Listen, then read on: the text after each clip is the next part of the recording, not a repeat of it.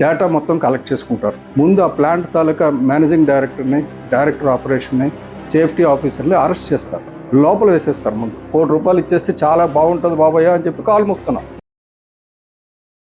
మొన్న విశాఖపట్నం స్టీల్ ప్లాంట్లో సాయంత్రం 4 గంటల ప్రాంతంలో జరిగిన పేలుళ్ళలో 8 అక్కడే చనిపోవడం, తర్వాత ఒకరు ఆసుపత్రిలో చనిపోవడం, ఇంకా కొంతమంది కోలుకుంటూ ఉండడం ఆసుపత్రిలో జరుగుతుంది. మెరుగైన సేవలు అందిస్తున్నారని చెప్పడం జరిగింది. అక్కడికి స్టీల్ శాఖ మంత్రులు, రాష్ట్ర మంత్రులు, కేంద్ర మంత్రులు అందరూ వచ్చారు. ముఖ్యమంత్రి వచ్చారు, ఉప ముఖ్యమంత్రి వచ్చారు. ఈ రోజు జగన్మోహన్ రెడ్డి గారు కూడా వస్తున్నారు. అయితే ఇదే యాక్సిడెంట్ వేరే దేశాల్లో జరిగితే ఏమై ఉండదు జస్ట్ మీ దృష్టి తీసుకొస్తున్నాను. ఎందుకంటే అక్కడ జరుగుతున్న ప్రస్తావనలు కానీ, నాయకులు మాట్లాడుతున్న మాటలు కానీ ఏమాత్రం నాకు రుచించడంలా.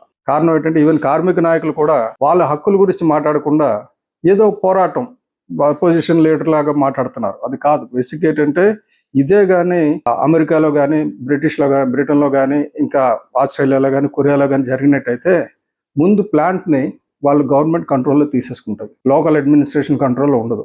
డేటా మొత్తం కలెక్ట్ చేసుకుంటారు. ముందు ఆ ప్లాంట్ తాలూకా మేనేజింగ్ డైరెక్టర్ని, డైరెక్టర్ ఆపరేషన్ని, సేఫ్టీ ఆఫీసర్ని అరెస్ట్ చేస్తారు, లోపల వేసేస్తారు. ముందు తర్వాత మాట్లాడతారు. ఆ భద్రతా అధికారుల దగ్గర కూడా ఇప్పుడు వెళ్లకుండా ఒక 3 మెంబర్ కమిటీ అపాయింట్ చేశారు.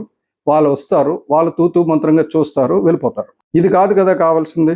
ఇదే కొరియాలో అయితే సీరియస్ యాక్సిడెంట్ పనిష్మెంట్ యాక్ట్ అని ఒకటి ఉంది. యాక్సిడెంట్స్కి ఒక యాక్ట్ ఉంది. అలాగే అమెరికాలో కూడా దీన్ని విల్ఫుల్ నెగ్లిజెన్స్ కింద తీసుకొస్తారు.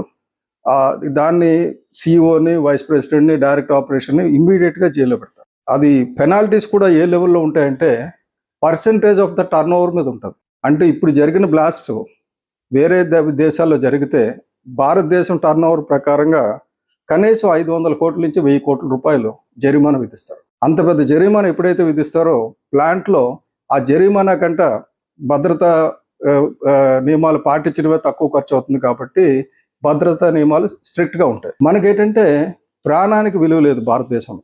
There is no value for life, no respect for worker, no dignity of labour. ఇది ఎందుకు వర్కర్ అంటే అంత నిర్లక్ష్యంగా ఉందంటే ఎవడు చనిపోయినా, ఎక్కడ చనిపోయినా ఎంతో కొంత డబ్బు ఇచ్చేస్తే రాజకీయ నాయకులు వచ్చేస్తారు, మొత్తం మసిపోసి మారేడుగా చేసేస్తారు.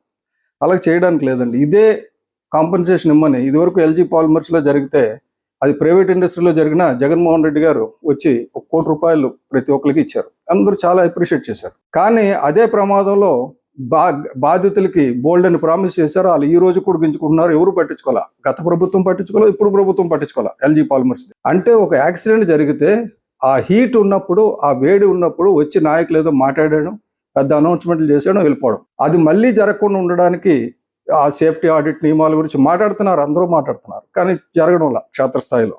ఇదే ప్రమాదం విదేశాల్లో జరుగుంటే వాళ్ళకి అంటే ఇప్పుడు ఇండియన్ వేజెస్ ప్రకారంగా కూడా 6.4 కోట్ల నుంచి 19 కోట్ల రూపాయలు ఒక్కొక్కడికి కాంపెన్సేషన్ ఇచ్చిండేవారు. మనం ఏంటంటే 25 లక్షలు ఇచ్చారు, ₹1 ఇచ్చేస్తే చాలా బాగుంటుంది బాబయ్య అని చెప్పి కాలు మొక్కుతున్నాం. మన హక్కుల గురించి పోరాడడంలా, మన విదేశాలతో మళ్ళీ మనం కంపీట్ చేసుకోవడంలా, ప్రొడక్షన్ విషయంలో కంపేర్ చేసుకుంటున్నాం. ఈ స్టీల్ ప్లాంట్కు ఉన్న దౌర్భాగ్యం ఏంటంటే గత సంవత్సర కాలంగా ఎవరు మాట్లాడడంలా, కార్మిక నాయకులు మాట్లాడడం లేదు, కార్మికులు మాట్లాడడం లేదు. ఎవరు మాట్లాడితే వాళ్ళ మీద ఏ చర్యలు ఉంటాయని భయం, ఏదో ఒక దీంట్లో పనిచేస్తున్నట్టు. ఈ యాక్సిడెంట్ కారణం కూడా కేవలం 4 శాశ్వత ఎంప్లాయీస్, మిగతా అంతా కాంట్రాక్ట్ లేబర్స్. ఎటువంటి వాళ్ళు వస్తారో మనకు తెలుసు, ఎంత అనుభవం ఉంటుందో, ఎంత అనుభవం ఇది ఉంటుందో మనకు తెలుసు. ఇటువంటివి జరగకుండా ఉండాలంటే భవిష్యత్తులో దీని మీద కఠినంగా ఇప్పుడే నేను డిమాండ్ చేస్తున్నాను, మన నాయకులు ఎవరైనా సరే తప్పనిసరిగా కేసు వేయండి. Demand for arrest of the chief of the steel plant, safety officer of the steel plant. ముందు అరెస్ట్ చేయాలి, తర్వాత విచారణ. ముందు కంట్రోల్ తీసేసుకోవాలి డేటా అంతా. రాకపోతే మళ్ళీ వాళ్ళు వచ్చేసరికి, ఎంక్వైరీ ఆఫీసర్స్ వచ్చేసరికి ఇక్కడ ఏం జరగలేదండి, పలానా వర్కర్ అజాగ్రత్త వల్ల జరిగిందని చెప్తారు. అలా జరగకుండా చూస్తారని నేను కోరుకుంటున్నాను. నమస్తే.